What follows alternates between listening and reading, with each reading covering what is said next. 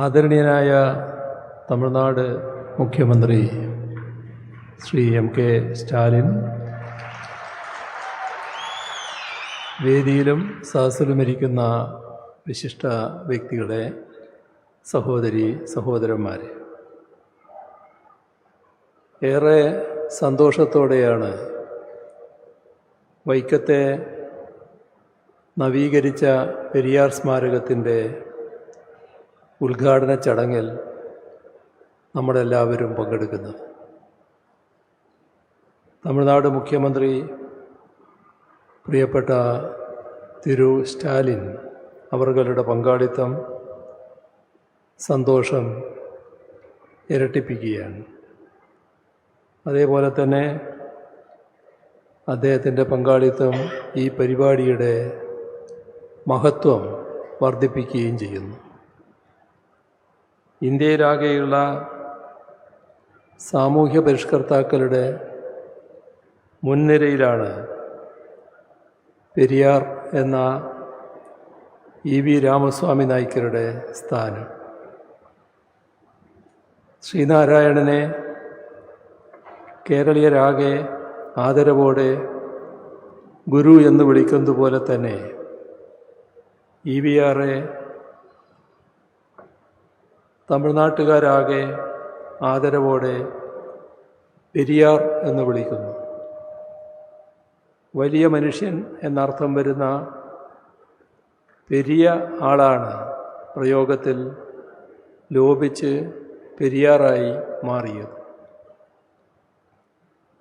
പെരിയാർ സ്വാതന്ത്ര്യസമര പോരാളിയായിരുന്നു.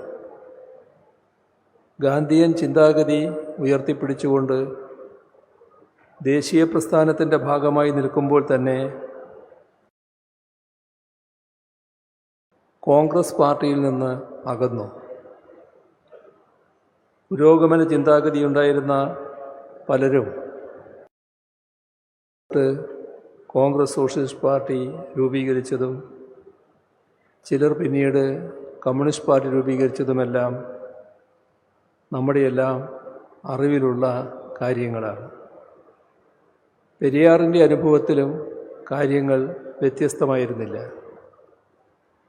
കോൺഗ്രസ് നേതാക്കൾ പലരും പുരോഗമന ചിന്താഗതിയല്ല, മറിച്ച് അധോഗമന ചിന്തയാണ് വെച്ച് പുലർത്തുന്നത് എന്നായിരുന്നു പെരിയാറിൻ്റെ പക്ഷം. ഏതായാലും പെരിയാർ ക്രമേണ തൊഴിലാളി പ്രസ്ഥാനങ്ങളുടെയും കമ്മ്യൂണിസ്റ്റുകാരുടെയും ഒപ്പം നിലകൊള്ളുകയും ചെയ്തു. നാഗപട്ടണത്തെ റെയിൽവേ തൊഴിലാളികളുടെ സമരത്തെ പിന്തുണച്ചതിൻ്റെ പേരിൽ പെരിയാർ അറസ്റ്റ് ചെയ്യപ്പെട്ടിരുന്നു. തൻ്റെ സാമൂഹ്യ പരിഷ്കരണ ശ്രമങ്ങൾക്ക്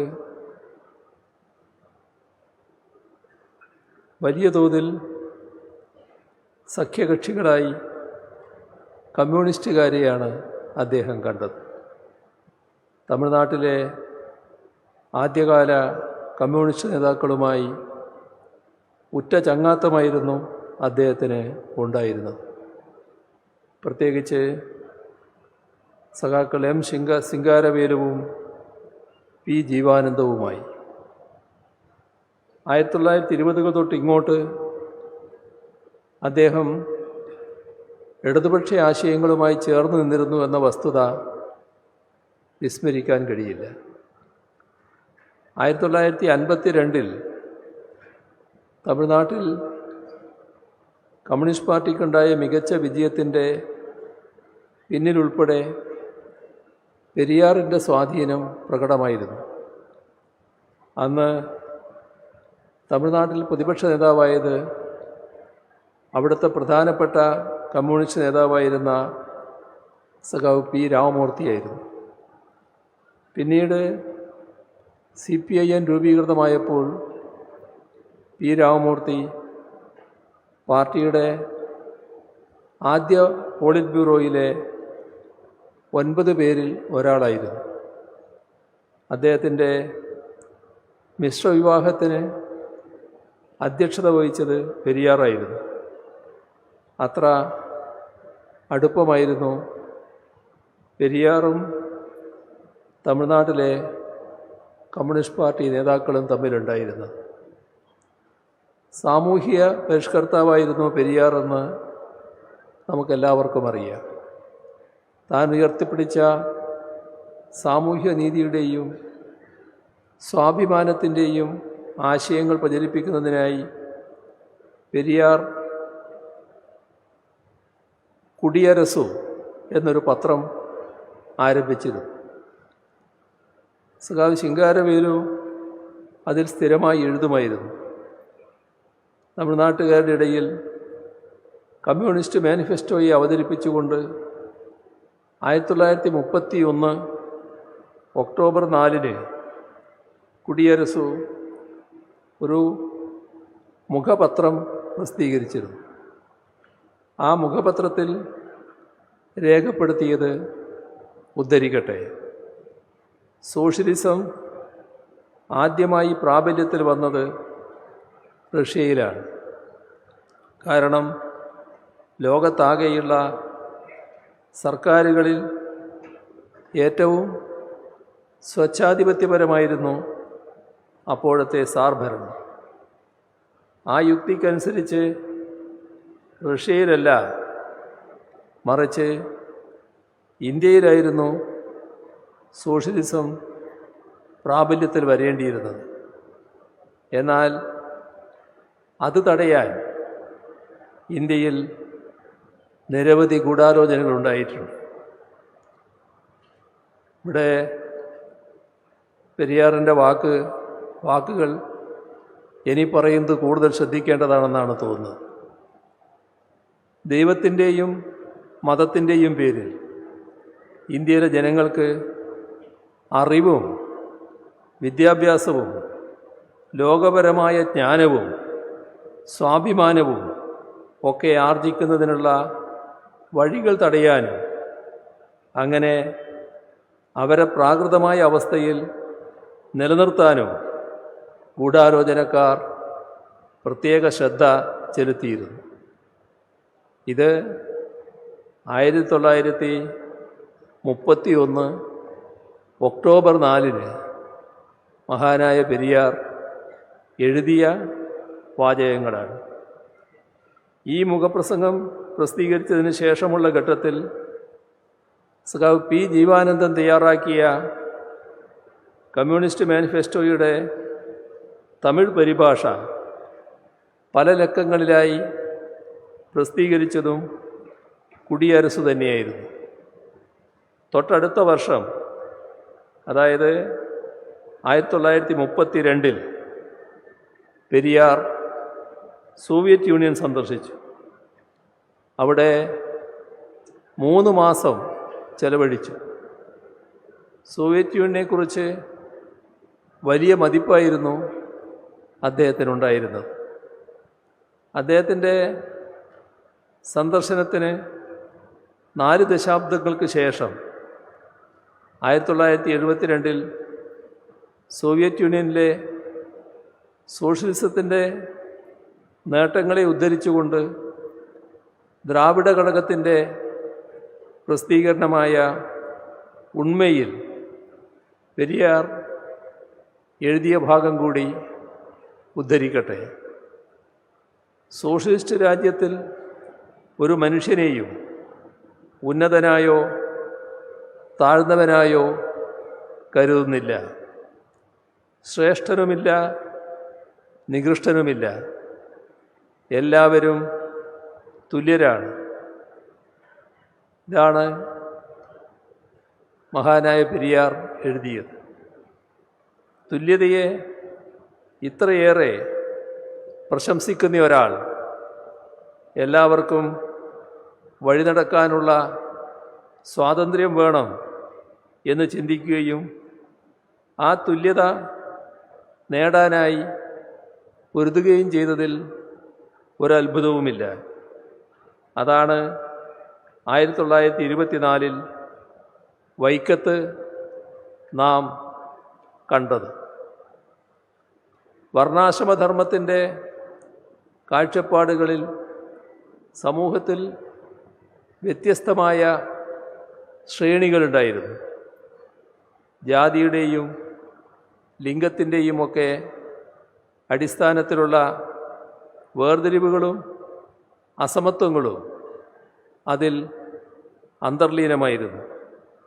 അതുകൊണ്ട് തന്നെ ആർക്കെല്ലാമാണ് ആരാധനാലയങ്ങളിൽ പ്രവേശിക്കാവുന്നത് എന്നും ആർക്കെല്ലാമാണ് വഴി നടക്കാൻ സ്വാതന്ത്ര്യം ഉണ്ടാവേണ്ടതെന്നും ഒക്കെയുള്ള വ്യവസ്ഥകൾ അതിൻ്റെ ഭാഗമായി ഉണ്ടായിരുന്നു.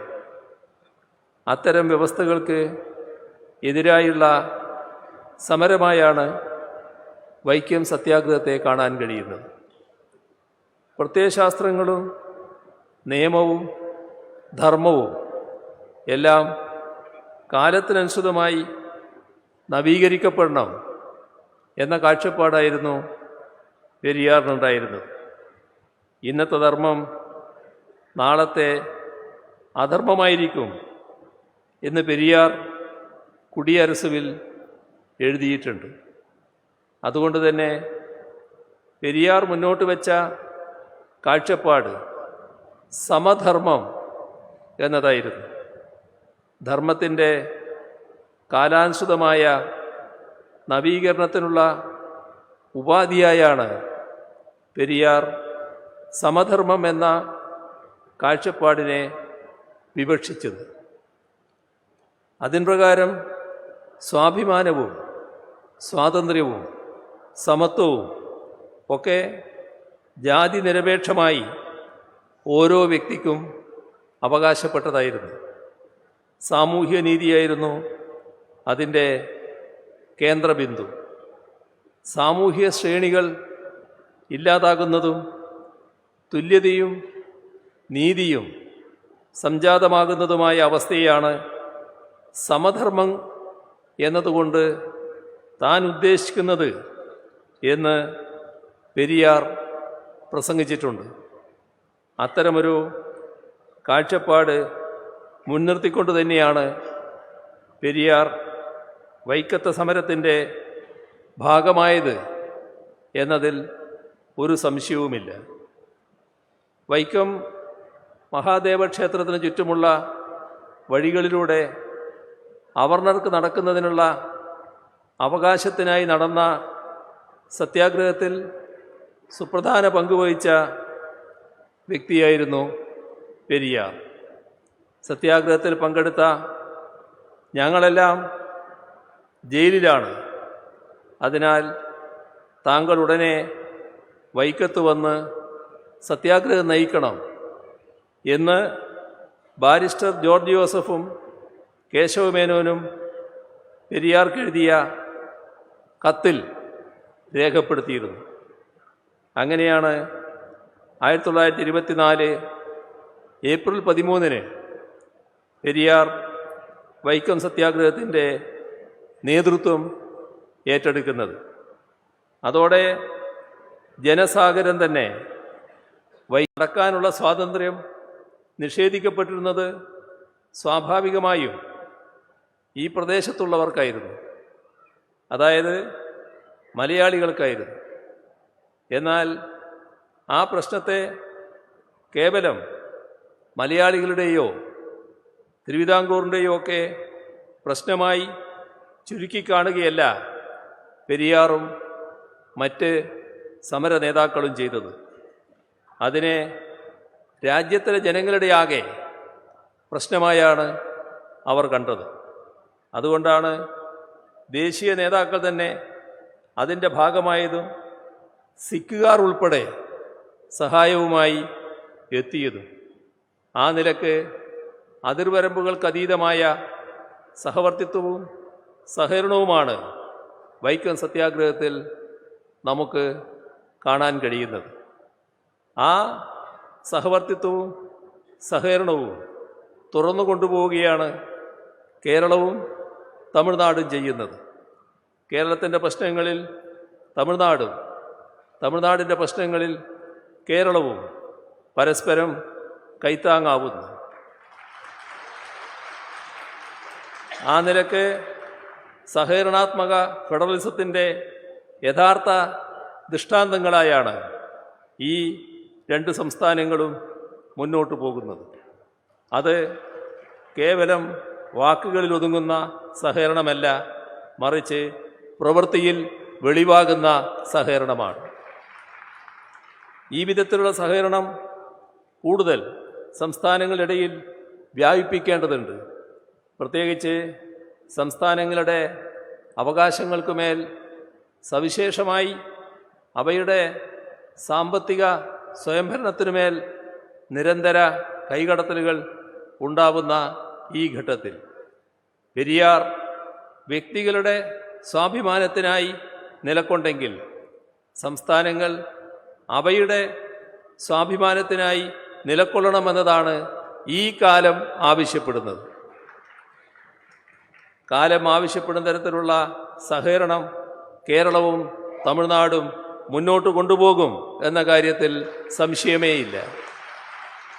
ഇവിടുത്തെ പെരിയാർ സ്മാരകത്തിൻ്റെ നവീകരണത്തിലും ആ സഹകരണ മനോഭാവം തന്നെയാണ് പ്രകടമാകുന്നത്. അതിനെ കൂടുതൽ ശക്തിപ്പെടുത്താൻ വരും കാലങ്ങളിൽ ഇരു സംസ്ഥാനങ്ങൾക്കും കഴിയട്ടെ എന്ന പ്രതീക്ഷ പങ്കുവച്ചുകൊണ്ട് തമിഴ്നാട് മുഖ്യമന്ത്രി തിരു സ്റ്റാലിൻ അവരുടെ സാന്നിധ്യത്തിന് ഒരിക്കൽ കൂടി നന്ദി അറിയിച്ചുകൊണ്ട് അവസാനിപ്പിക്കുന്നു. നിങ്ങൾക്കെൻ്റെ സ്നേഹാഭിവാദനങ്ങൾ.